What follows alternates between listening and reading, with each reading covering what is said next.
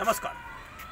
मध्य प्रदेशच्या उच्च न्यायालयाने नवऱ्यांसाठी पतीसाठी एक खूप महत्त्वपूर्ण निर्णय दिला आहे आणि त्यामुळे संपूर्ण भारतामध्ये खळबळ उडालेली आहे। काय आहे निकाल? तुमच्या पण कामाचा आहे।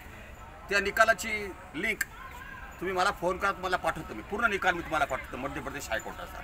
हा निकाल असा आहे की जो पती होता त्याचं 2016ला लग्न झालं होतं। 17मध्ये त्यांना एक मुलगी झाली आणि दोघं सुखाने राहत होते, पण नंतर बायकोचे एका तिराईत व्यक्तीबरोबर अनैतिक संबंध आले आणि ते पतीच्या निदर्शनास आल्यानंतर तिने पतीचा छळ केला, म्हणजे ऑडल्ट्री आणि क्रुएल्टी हे ग्राउंडवर त्यांनी पिटिशन दाखल केलं तर ग्वाल्हेरच्या फॅमिली कोर्टामध्ये। ग्वाल्हेरच्या फॅमिली कोर्टात त्यांनी दाखल केल्यानंतर त्यांनी बायकोचे काही फोटोग्राफ्स आणि काही व्हॉट्सअपचे चॅटिंग, लक्षात घ्या व्हॉट्सअपचे चॅटिंग, सगळं चॅटिंग त्यांनी कोर्टात प्रोड्यूस केले। पण इन्फॉर्मेशन टेक्नॉलॉजी ॲक्टप्रमाणे ते दाखल करता येतात ॲज पर एव्हिडन्स ॲक्ट, आणि फॅमिली कोर्ट ॲक्टप्रमाणे पण असा एव्हिडन्स घेता येतो। पण लॉमध्ये कन्सेप्ट अशी आहे, पती किंवा पत्नीमधले जे काही अंतर्गत भाग असतात, वैयक्तिक गोष्ट अशी पत्नीची, ती उघडी करता येत नाही, जनतेसमोर मांडता येत नाही। याचा आधार पत्नीच्या लॉयर्सनी लोअर कोर्टात घेतला, ग्वाल्हेर कोर्टामध्ये। पण ग्वाल्हेरच्या कोर्टाने पतीची याचिका मान्य करताना ते सगळे व्हॉट्सअपचे चॅटिंग होते, एव्हिडन्स होते, शूट्स होते, हे गृहीत धरून पतीला फारकत दिली।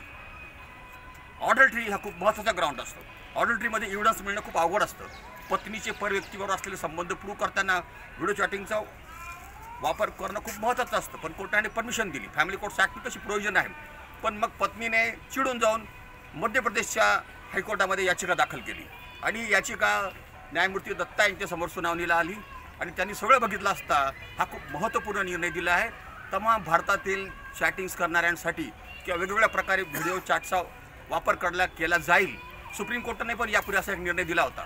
लक्षात ठेवा, आपल्या बायकोने किंवा आपल्या नवऱ्याने जर असे काही व्हिडिओ चॅटिंग केले असतील, ते आपल्याकडे असतील, ते याच्या पुढे एव्हिडन्शियल व्हॅल्यू म्हणून वापरले जातील।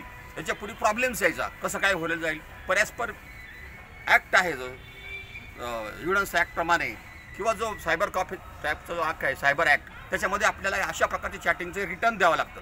जे चॅट्स आहेत ते लेखी स्वरूप द्यावं लागतं, हँड रायटिंग स्क्रिप्ट द्यावी लागते आणि ती पण टॅली करावी लागते।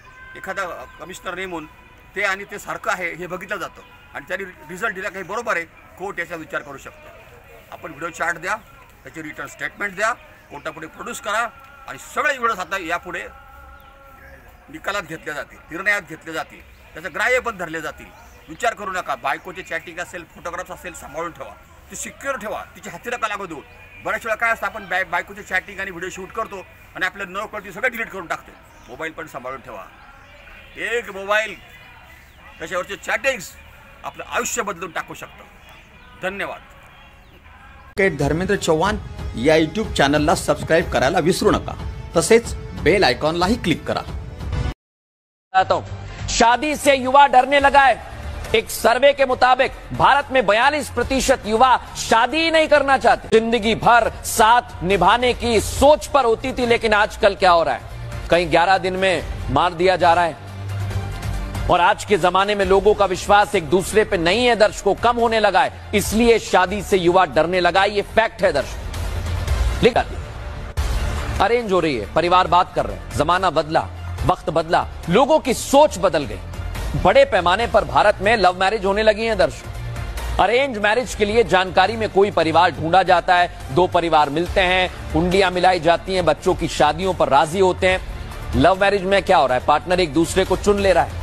कई जगह तो लिव इन के मामले सामने आए, लेकिन वो भी वहां पर भी टुकड़े टुकड़े होकर फ्रिज में भर दिया जाता है, फेंक दिया जाता है जंगल में। अब दर्शकों, अगर एक दूसरे को पसंद कर रहे हैं युवा, परिवार वालों की रजामंदी से शादी हो रही है, ये बदल रहा है जमाना। धीरे धीरे अरेंज मैरिज की संख्या भी दर्शकों कम